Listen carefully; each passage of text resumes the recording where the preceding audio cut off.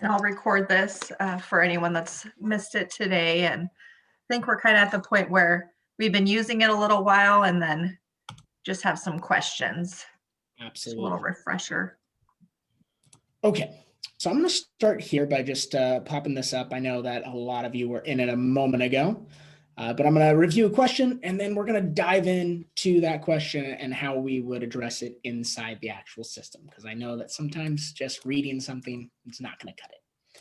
So the first question is, how can I use or excuse multiple assignments for a student without having to go into each individual assignment? And this is a really good question, but it's also one of the more complicated things. So we're going to take it nice and slow. I'm going to move this out of the way, and I'm going to act as if I'm in that particular scenario. This also ties into a lot of the other questions around assignments and being able to reissue assignments. So this will be revisited here shortly, I am sure. Courses and assignments is where we are going to go to do just about everything post giving that student any work. That and reporting are probably the most heavily treaded areas. But when we come here, we're going to see a lot of things that if you're not in there poking those buttons that often, it might become a little confusing. So let's just take a moment to outline them. Can I back up for a second? Certainly. I'm sorry, but I was on maternity leave for like forever. And to get into this, I mean, I know it says Edgenuity, but we have to go to something else, right? Because when I go in, I just go to my regular Edgenuity, not Pathblazer. So how did you get to where you're at? Now, correct me if I'm wrong. Are you using Clever to get teachers into Pathblazer in the district? Yes. Okay, so I go on to Clever to go into Pathblazer. It wasn't working for me before I went out on maternity leave, so I was never able to get in. So I just go to Pathblazer from Clever, and this is what it will look like? Yes. Okay, thank you. Perfect. Great question. Okay, so from here, we are going to pop over into courses and assignments. And this is where we have a few tools that are really helpful, but they're more helpful if we know what they're used for. So this is going to be class progress. This is where I would point you to if a student was, say, doing something right now and they just finished and you wanted to be able to go in there and just check on that student's path, see scores that they had gotten, things they had mastered, and just see where they were in all of their assignments, whether that's something that was given to them by the system because of those diagnostic pre and post tests, or if it was something that you were able to put together and push out to that student. You're going to be able to see everything that student has and get a progress update on how they're doing, where they're at in those pathways, and then preview those pieces of content, those folders, if you need to. That's not really where we're going to be editing things. That is going to be much more linked to assignment status. So this one, you see a lot of the same items. You're just not digging into the data. You are seeing the ability to look by assignment or student, which we'll see here in a second. And then you have a couple different options. So let's click in and we're going to go through them both.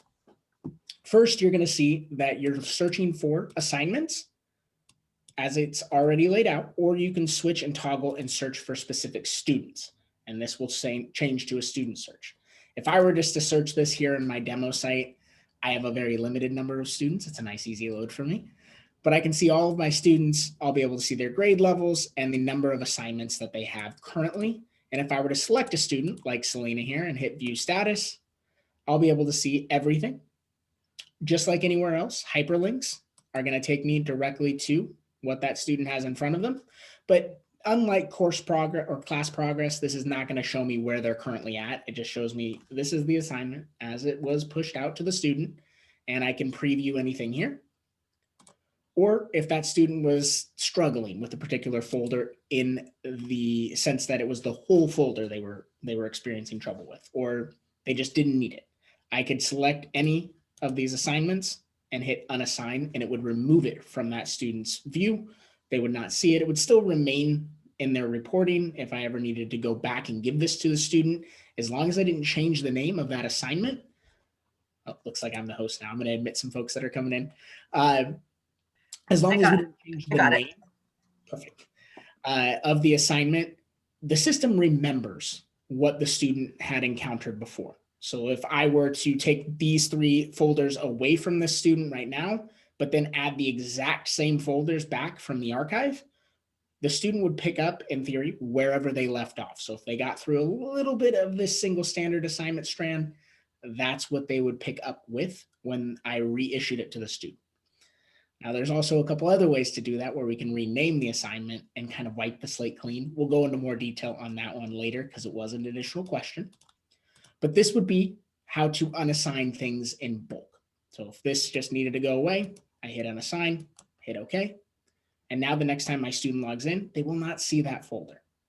I'm going to back up and go into my search one more time. And I'm going to switch from student view to assignment view.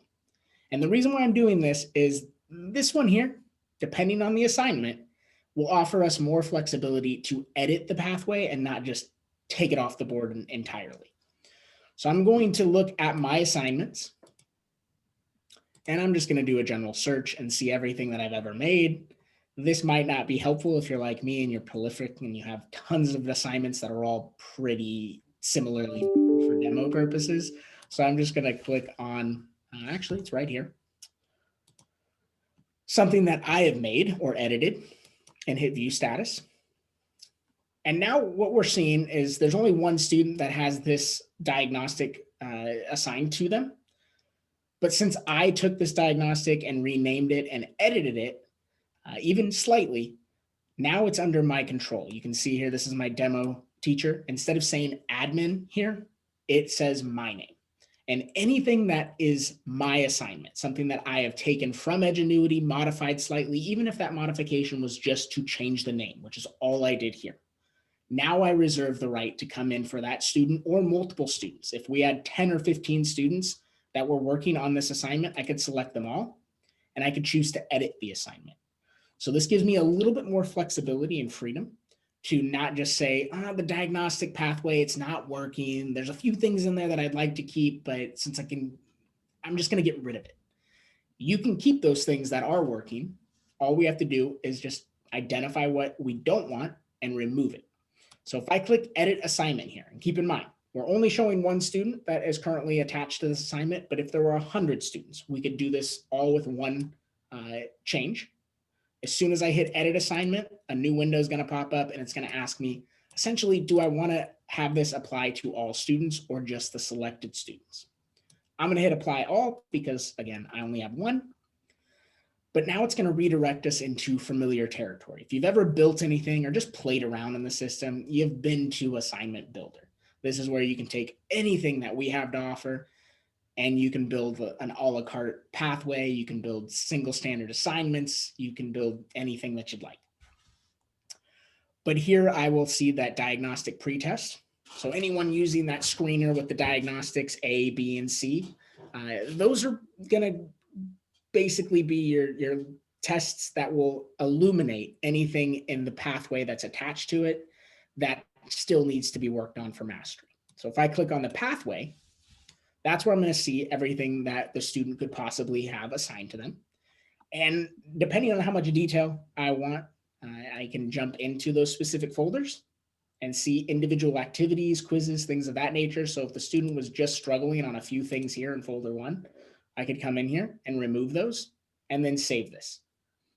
If the student was in fact struggling on a larger portion of this, say a whole strand, I could come in here and remove those things entirely the same way. So it's really up to you.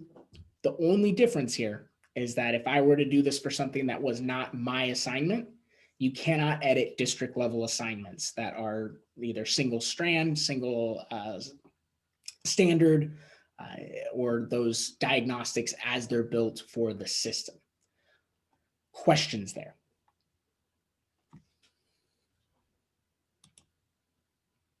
Would you like me to go through that one more time? We got plenty of time.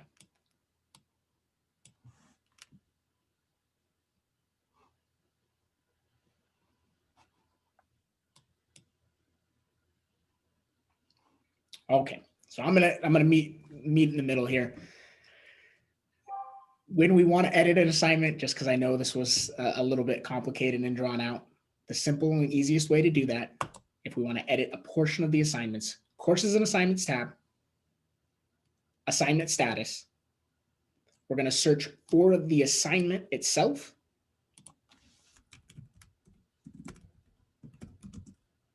actually, I'm just not going to put diagnostic. I know I put Chris in the title, so I'm just going to search for that. There it is. This is something that I've created.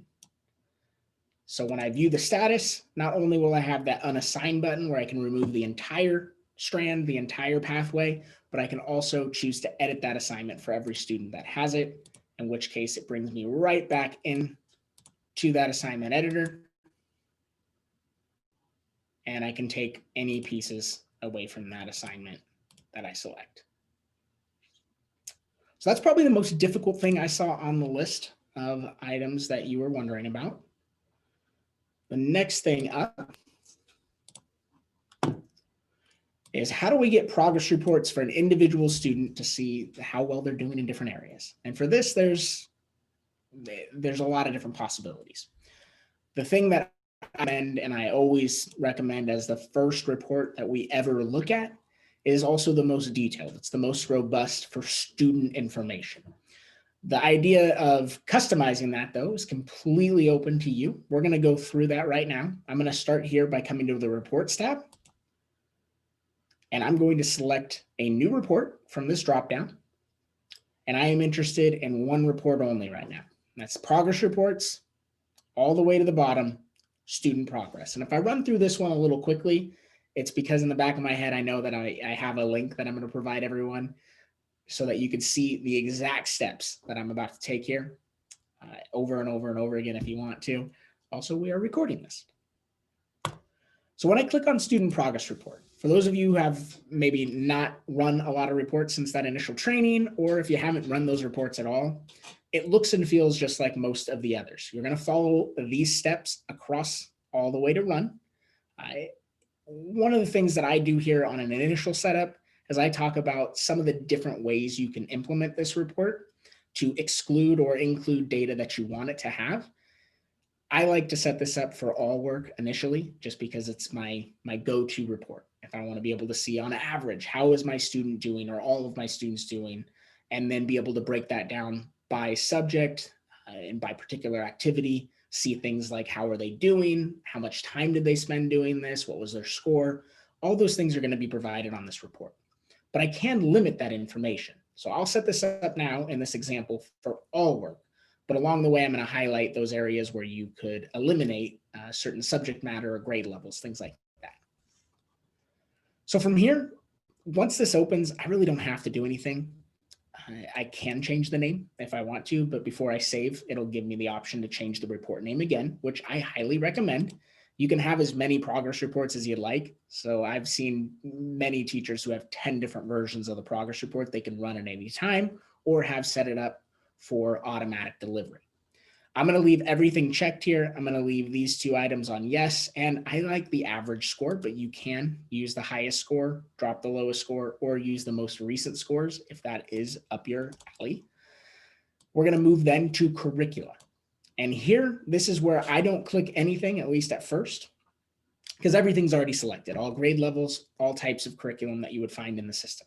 The reason why you're seeing things like AP biology is not because we expect kindergartners or first graders to engage with that, but we still have some older students at the high school level who are using this platform for some more advanced topics.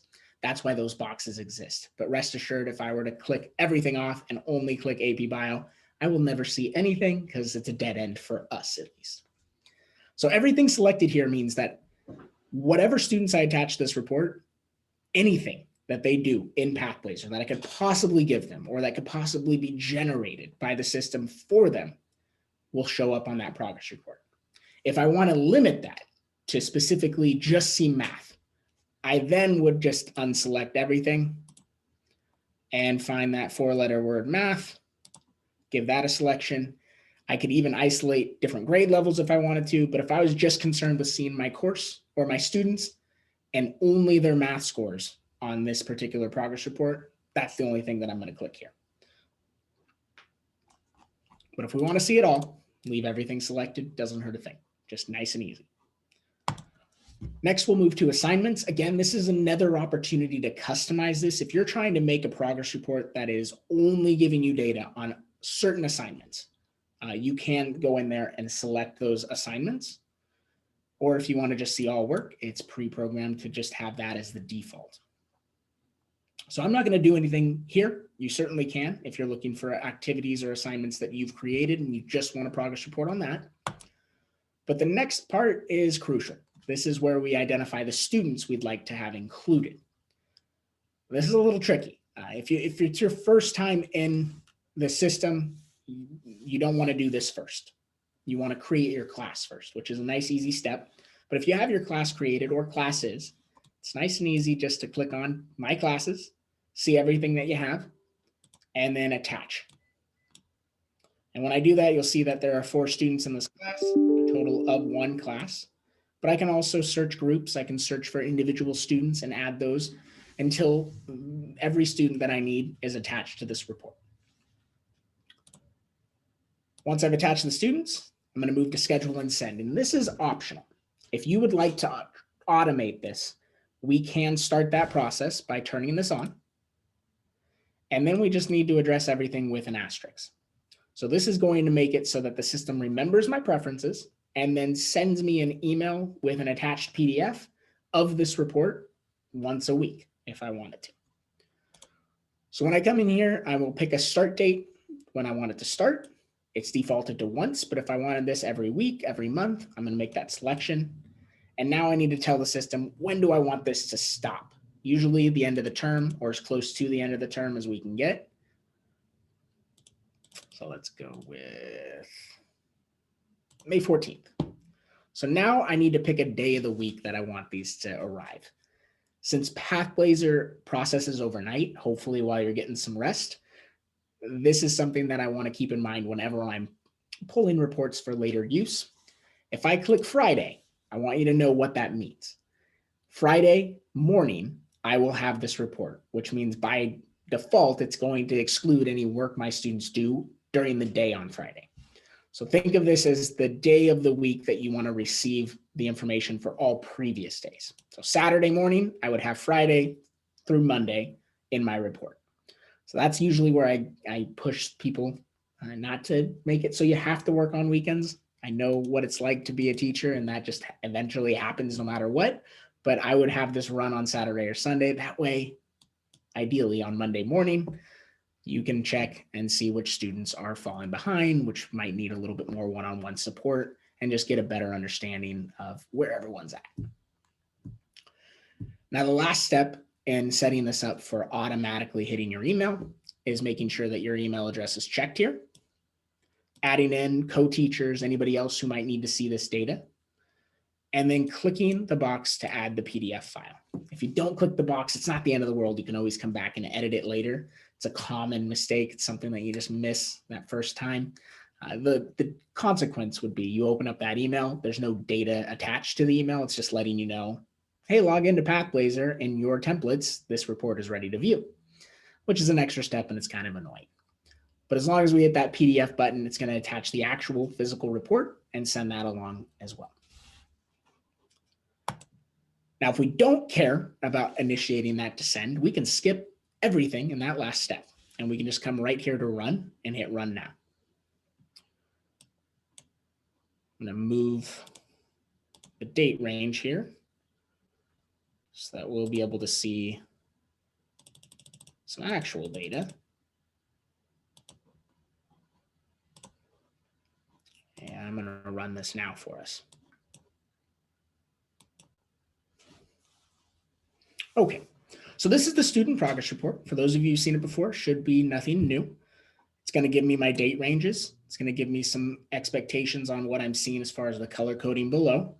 And then it's going to give me my students that I've selected in alphabetical order. I like to use that average score. So I will see an average score for everything that student has done. If this was just math, this would be the average for just math. If this was all content, this would be their average score for everything they've attempted in these date ranges. From there, I'm going to start to see those activities broken down. We always keep them grouped like subjects and like activities. So you'll be able to see everything that student has gone through. Anything that's blue and hyperlinked, you'll be able to see those scores. So whether it's just taking a look at how they've done on those diagnostic pretests, you'll be able to see how the student scored, what the mastery score was set to. Make this a little larger. the date that it was completed on, and then the actual objectives that were tested here. Anything with 100% will know that when the student arrives at that learning path, those things that they've proved mastery on, they're going to be grayed out so that they're not having to go through them again because they've already proved that they've mastered that content. Then I will see a summary for the student, giving me all of the different types of activities they could possibly run into during their journey. And I will see an aggregate view of, all right, they had 3 objectively based tests. They had an average of 35%, and they spent an average of just under 3 minutes taking those tests. That's going to be nice information to have when you have a student who has put in a little more work than my demo student here. Questions, comments, concerns, any roadblocks that you've hit?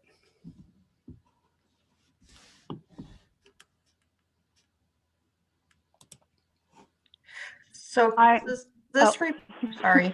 this report showing all of the students. So is it easy to break it down and send them individually To parents?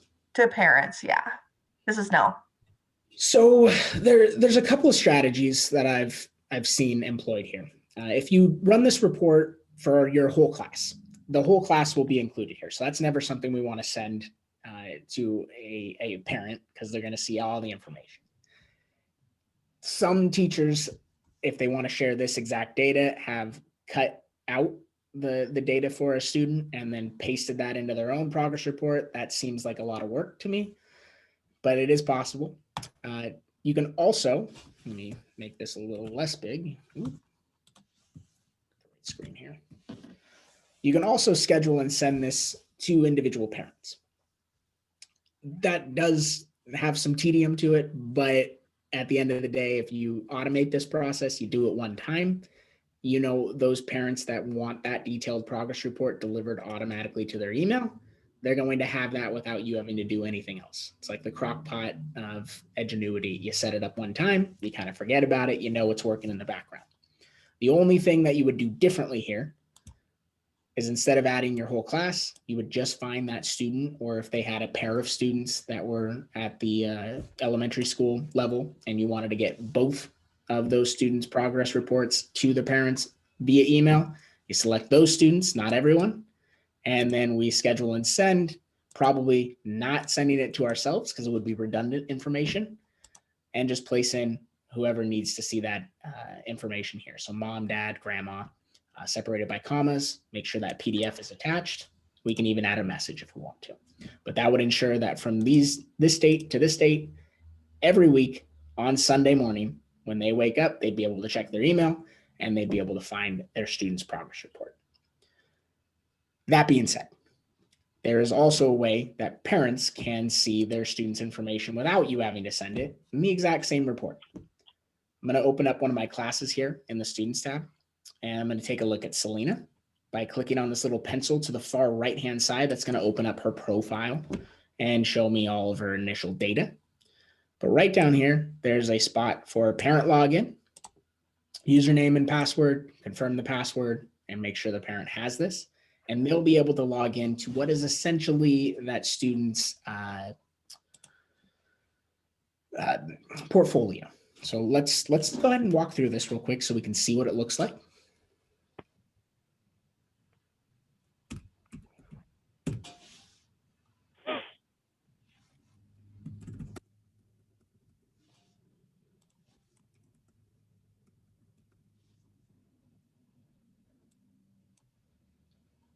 All right, so I'm going to log out here.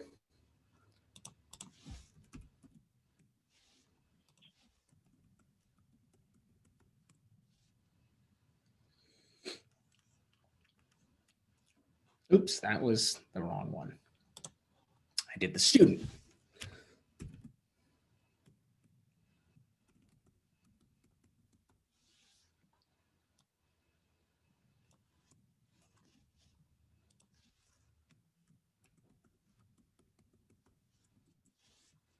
There we are. Okay, so when we log in as a parent, it immediately takes us just to the reporting. The same tabs are available. The only difference between the student viewpoint and the parent portal viewpoint is that the reports tab is going to have 2 extra reports that parents might be interested in running. These are also reports that you can run as educators. I will see from an attendance perspective when my student is logging in for the day, for the week, and for the month based on what they're working on. I can see any and all assignments that student has, be able to view the details just like the students, just like you, and open up those activities, be able to click on scores. So this is all something a parent can do. I can see just completed work, or I can see all work. And then finally, when I get to reports here, it's going to tell the parents what they have access to. So student score report is exactly what we were just viewing as an educator. They also have duration and attendance reports. And all I would need to do is select. I could select all subjects or a specific subject. So as a parent, if I wanted to just see how my student was doing on math, I would be able to select that and then select either all or specific activity types. And then I can have that for a week, the month, or just enter a date range like we did. So if I were moving this back to April of last year and generating that same report, mom and dad would be able to find that exact same information here. So there's multiple ways to get them looped in. It's just going to be a question of, would it be more work for you to show them how to do this or to point them in the right direction to generate the work that they want to see? Or would it be more work for you to set that up yourself by auto-generating that email?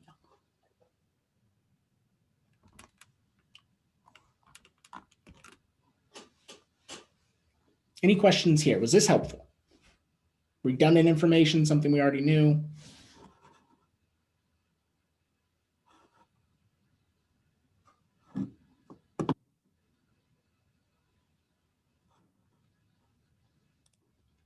That chat opened up here.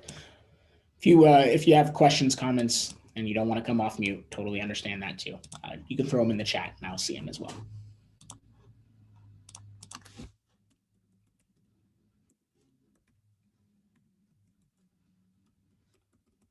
All right, I'm going to log back in as an educator and we're going to continue down that road of questions.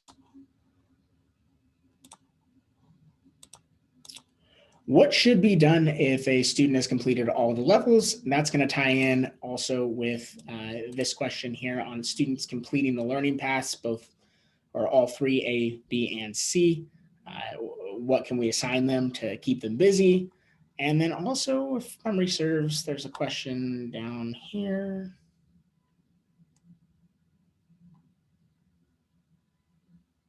Oh, okay. So these 2 questions are nice and tied together. Recommending looking at single standard assignments or anything really that you feel the student would benefit from.